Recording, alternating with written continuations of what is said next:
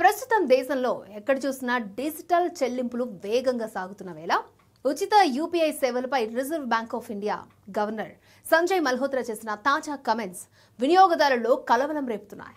ఇప్పటివరకు ఎలాంటి ఛార్జీలు లేకుండా అందుతున్న యూపీఐ సేవలు ఫ్యూచర్లో ఉచితంగా ఉండకపోవచ్చని ఆయన సూచించారు. ఆర్బీఐ గవర్నర్ మల్హోత్రా ఈ విషయంపై మాట్లాడుతూ ఉచిత డిజిటల్ లావాదేవీల యుగం ముగింపు దశకు చేరుకుంటోందని కామెంట్ చేశారు.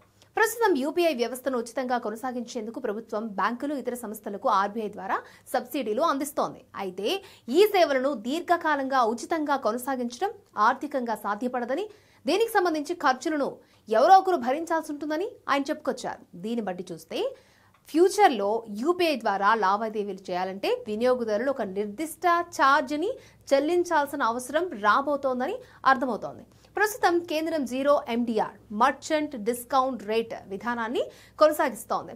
అయితే ముందు దీన్ని కొనసాగించాలా వద్దా అన్న దానిపై తుది నిర్ణయం కేంద్ర ప్రభుత్వానిది అంటూ మల్హోత్రా చెప్పుకొచ్చారు.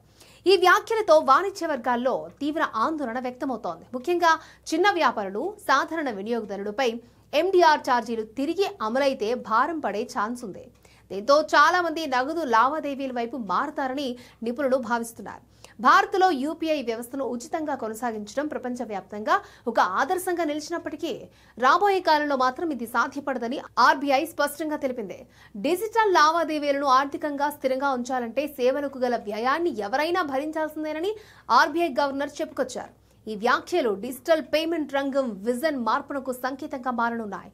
ఫ్యూచర్లో ఆర్బీఐ, కేంద్ర ప్రభుత్వం యూపీఐ సేవలపై ఛార్జీలు విధించే విధానాన్ని అమలు చేస్తాయా లేదా అనేది ఇంకా తేలాల్సి ఉంది.